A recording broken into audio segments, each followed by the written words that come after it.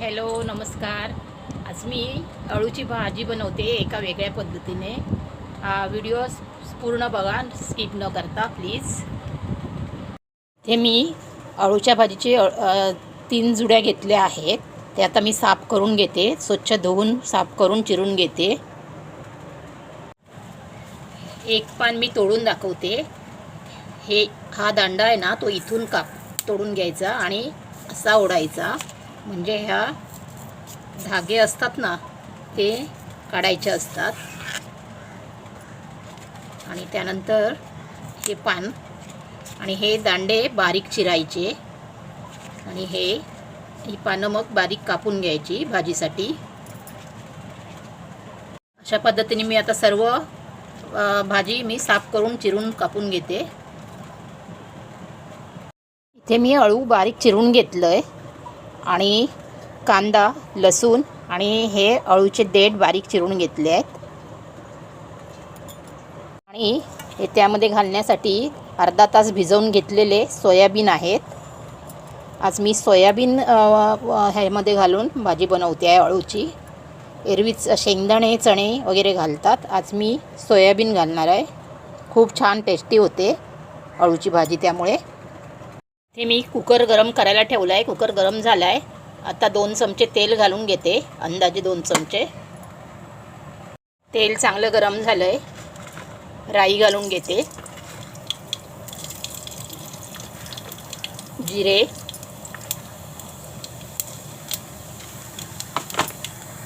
राई जिरे चांगले तडतडले। आता लसूण घालून घेते।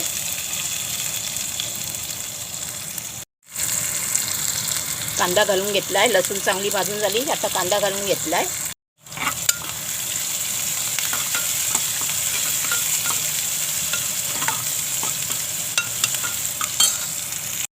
चमचाभर मसाला घालून घेते।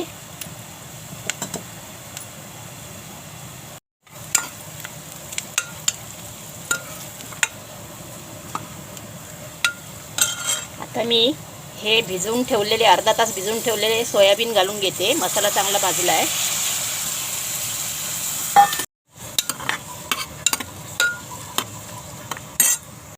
आता अळू घालून घेते। अळू कापताना, चिरताना आणि सुकताना वगैरे हाताला तेल लावायचं, नाहीतर आगळ किंवा कोकम हे हाताला चोळायचं। खूप खाज येते हाताला अळूमुळे, आणि खरं तर खाज येणारच अळू चवीला टेस्टी असतं, खूप छान लागतं ते।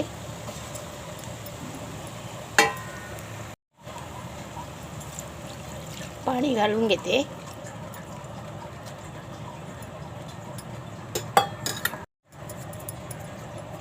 हिंग घालते।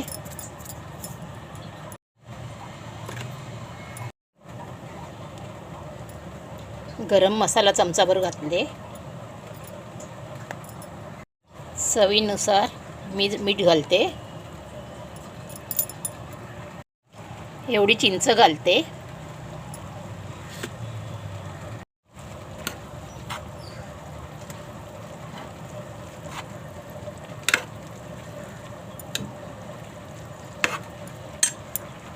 थोडंसं वाटण घालते